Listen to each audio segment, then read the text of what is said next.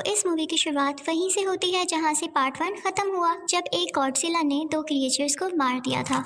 अब इस वाक़ये को 5 साल गुजर चुके थे और हम एक औरत एमा को देखते हैं जिसकी एक बेटी होती है और वो इसी ऑर्गेनाइजेशन के साथ काम कर रही, जिसका मकसद उन्हीं क्रिएचर्स को ढूंढना था।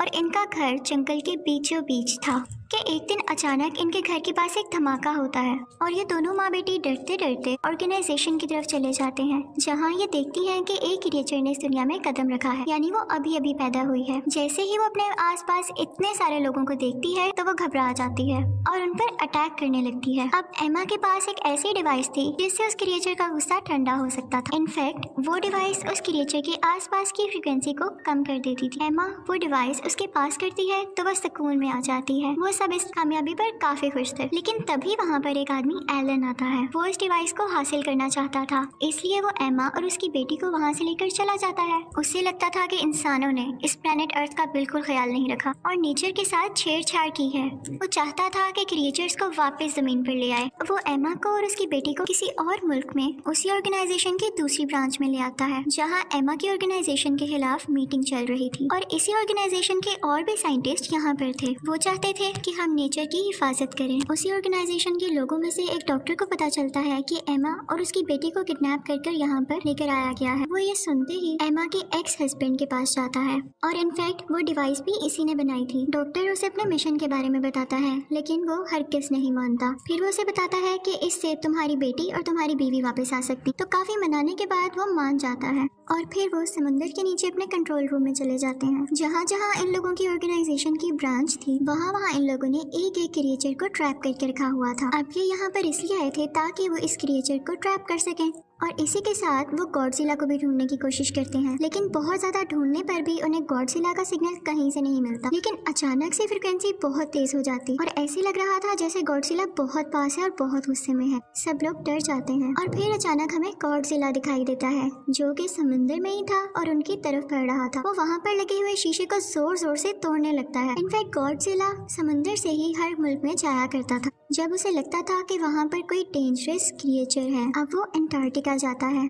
उसी क्रिएचर को ढूंढने के लिए। इन सब को भी पता चल जाता है कि गॉडजिला का वहाँ जाने के पीछे क्या पर्पस है, यानी वो वहाँ क्यों जाना चाहता है, तो इसलिए वो लोग भी उसका पीछा करते हैं। लेकिन जैसे ही वो वहाँ पहुँचता है तो हम देखते हैं कि वहाँ पर एक बहुत खौफनाक ड्रैगन है जिसके 3 सर हैं और उसे किंग अरोरा कहते हैं। लेकिन इस ऑर्गेनाइजेशन ने उसे सुला कर रखा हुआ था और वो भी एक्टिव नहीं था। गॉडजिला की इसके साथ काफी दुश्मनी थी और गॉडजिला अक्सर आया करता था इसे देखने के लिए ताकि वो इससे लड़ सके। अब जब डॉक्टर वहाँ पर एमा को बचाने के लिए जाता है तो वो ये देखकर हैरान रह जाता है कि एमा भी एलन के साथ मिली हुई है। वो सारे प्लान के बाद यहाँ लाई गई थी ताकि वो उस ड्रैगन को जगा सके। वो अपने एक्स हस्बैंड और डॉक्टर के साथ जाने से इनकार कर देती है और जाते जाते उस ड्रैगन की दीवार को तोड़ देती है और वो अब एक्टिव हो चुका था और पूरी तरह से बाहर आ चुका था। गॉडजिला को तो इसी बात का इंतजार था तो वो आगे बढ़ता है ताकि वो उससे लड़ सके। दोनों की काफी फाइट होती है और फिर उसके बाद वो मॉन्स्टर गॉडजिला को गिराकर अब बाकी लोगों की तरफ आता है। एमा जब ये सब कुछ देखती है तो वो सोचती है कि इस तरह तो काम बिगड़ जाएगा, तो अपनी डिवाइस को ऑन करती है और उस मॉन्स्टर का गुस्सा ठंडा करती है और इसीलिए वो मॉन्स्टर किसी को कुछ नहीं कहता। और फिर एमा एलन के साथ यहाँ से चली जाती है। दूसरी तरफ वो लोग भी वहाँ से निकल जाते हैं। अब ऑर्गेनाइजेशन के लोग उस मॉन्स्टर के पीछे थे ताकि उसे ढूंढकर खत्म कर सकें, लेकिन तभी एमा उनको वीडियो कॉल करती है। वो कहती है कि मैं तुम लोगों को बताती हूँ मैं दुश्मनों के साथ क्यों मिली। तुम लोग इस काबिल थे कि तुम्हारे साथ रहा जाता। तुम तो क्रिएचर्स को और इवन नेचर को नुकसान पहुंचाते हो और मैं एक एक करके सब क्रिएचर्स को आज़ाद कर दूंगी। तुम लोगों ने ज़मीन के साथ बहुत बुरा किया है, लेकिन यही क्रिएचर्स अब हमारी मदद कर सकते हैं क्योंकि इनकी बॉडी में रेडिएशंस हैं, यानी शुआएं हैं। तो जहाँ जहाँ ये लोग जाएंगे अपनी रेडिएशन से ये ज़मीन को वापस ठीक कर सकेंगे। ऑर्गेनाइजेशन के लोग उससे कहते हैं लेकिन ये क्रिएचर्स तो इंसानों को मारना चाहते हैं, तो तुम कैसे इनको अपना साथी समझती हो। तो वो कहती है कि तुम्हारी सोच गलत है। हम सदियों से एक साथ रहते आ रहे थे, सब कुछ बैलेंस में था। हम इन्हें कुछ नहीं कहते थे तो ये भी हमें कुछ नहीं कहते थे। हम इनका ख्याल रखते थे, लेकिन अब तुम लोगों ने इसके साथ बुरा करना शुरू किया तो क्या ये तुम लोगों के सामने अच्छे बन के बैठे रहें और अपनी हिफाजत ना करें। वो कहती है कि मैं इनको आज़ाद करके ही छोड़ूंगी और इसी के साथ वो कॉल बंद कर देती है। अब जैसा कि एमा ने कहा था वो बाकी क्रिएचर्स को भी आज़ाद करेगी तो वो अपने मिशन पर निकल जाती है। सब लोग काफ़ी परेशान थे कि अगर ये इसी तरह करती रही तो हमारे लिए बहुत मुश्किल हो जाएगी। एमा आगे बढ़कर एक और क्रिएचर को आजाद कर देती है जो कि वोल्केनो में से निकलता है। और वो वोल्केनो ऐसी जगह पर था जहाँ पर आसपास लोग भी थे, यानी पूरा शहर बसता था। वो बिल्कुल बेरहम हो जाती है, किसी के बारे में कुछ नहीं सोचती, बस उसे क्रिएचर्स आजाद करने थे। ये क्रिएचर जो अब वोल्केनो से निकला था बहुत ही बड़ा था। आर्मी अपने जहाज से इस पर काफी अटैक्स करती है, लेकिन ये आगे से उनको गिराने ही वाला होता है कि वो डर के वहाँ से भाग जाता है, क्योंकि वहाँ पर किंग मॉन्स्टर आ चुका था जो कि मैंने सबसे पहले समंदर में आजाद किया। उन दोनों में काफी लड़ाई होती है और क्योंकि किंग ड्रैगन काफी ज्यादा पावरफुल था तो उसे काफी जख्मी कर देता है। अब वो बढ़ता है ऑर्गेनाइजेशन के लोगों की तरफ। वो उन पर अटैक करने ही वाला होता है कि समंदर से गॉडजिला बाहर आता है और उल्टा उस पर अटैक कर देता है। गॉडजिला उसके 3 सर में से एक सर उतार कर फेंक देता है। दोनों में काफी ज्यादा लड़ाई होती है और ये लड़ाई रुकने का नाम ही नहीं ले रही थी। हर तरफ तबाही मच जाती है और लोग भी काफी डरे हुए थे, लेकिन उन्हें गॉडजिला पर यकीन था कि उसी वक्त ऑर्गेनाइजेशन को आर्मी बताती है कि जब वॉर हो रही थी तो हम लोगों ने एक मिसाइल बनाया था और उस मिसाइल का काम ये था कि 2 माइल तक आसपास जितनी भी चीजें, जितने भी लोग होंगे वो उसको ब्लास्ट कर देगा और हम वही मिसाइल शूट करने वाले हैं ताकि ये क्रिएचर मारा जा सके। और इसी के साथ हमें गॉडजिला को मारना भी मजबूरी है। वो उनसे कहते हैं कि तुम लोग यहाँ से दूर चले जाओ और वो वहाँ से काफी दूर चले जाते हैं।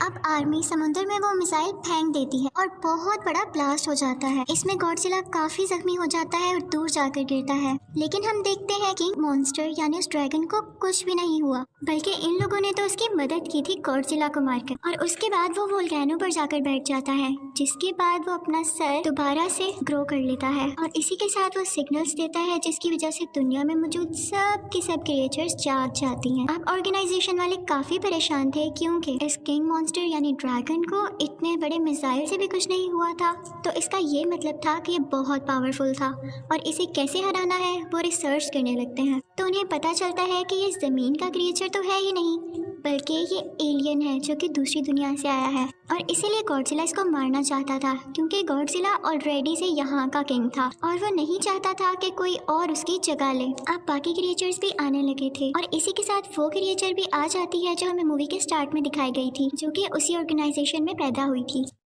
इस मूवी में हमें ये दिखाया गया है कि वो गॉडजिला की पार्टनर यानी साथी होती है। उसे गॉडजिला के सिग्नल्स कहीं नहीं मिलते तो वो उसके लिए एक सॉन्ग गाने लगती है। तो तभी से ऑर्गेनाइजेशन वाले भी देखते हैं कि उन्हें गॉडजिला के सिग्नल्स मिलने लगे थे, जिनसे उन्हें पता चलता है कि वो अभी भी जिंदा है और वो उस जगह चली जाती है जहाँ पर गॉडजिला था और ये लोग भी उसका पीछा करते करते समंदर के नीचे चले जाते हैं। समंदर की बहुत गहराई में आकर ये देखते हैं कि दीवार पर तरह तरह की पेंटिंग्स हुई हुई है, जिनसे पता चलता है कि ये क्रिएचर्स गॉडजिला और इंसान सदियों से एक साथ रहते आ रहे थे।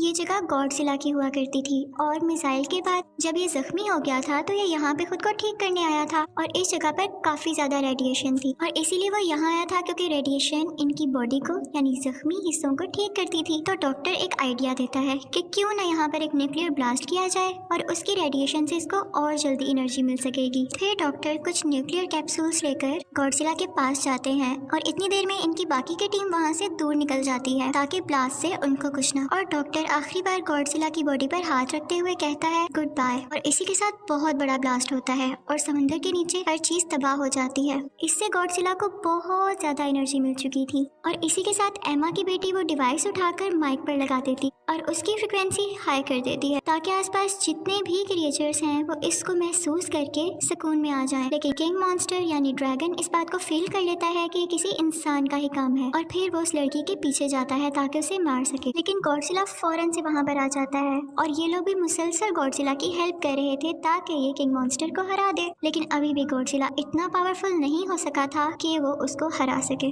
और किंग मॉन्स्टर गॉडजिला को मारने ही वाला होता है कि पीछे से गॉडजिला की पार्टनर यानी वही क्रिएचर आ जाती है और किंग मॉन्स्टर पर हमला कर देती है। लेकिन एक और क्रिएचर आ जाता है और उसे रोक देता है। अब यहाँ इन दोनों की भी फाइट हो जाती है और गॉडजिला की पार्टनर क्रिएचर उसको मार डालती है और फिर वो आती है गॉडजिला की तरफ। अब लकीली आसपास की रेडिएशन से गॉडजिला का एनर्जी लेवल काफी ज्यादा होता जा रहा था, लेकिन वो जख्मी था तो वो उसको हरा नहीं पा रहा था। अब यहाँ पर गॉडजिला की पार्टनर क्रिएचर अपनी जान की कुर्बानी देती है और खुद को ब्लास्ट कर लेती है। उसकी बॉडी से जितनी भी एनर्जी और रेडिएशन निकलती है वो गॉडजिला के अंदर जाने लगती है, जिससे उसके जख्म ठीक होने लगते हैं और एक बार वो फिर से पावरफुल क्रिएचर बन के खड़ा हो जाता है। अब हमें दिखाया जाता है कि एमा अपनी बेटी के साथ है और उसका एक्स हस्बैंड भी उसके पास आ गया है। अब एमा अपनी डिवाइस निकालती है ताकि दूसरी क्रिएचर का गुस्सा ठंडा कर सके, लेकिन वो उसके पीछे भागने लगती है। ऑर्गेनाइजेशन के लोग और आर्मी के लोग भी वहाँ से जा चुके थे और किंग मॉन्स्टर अब मारने ही वाला था एमा को।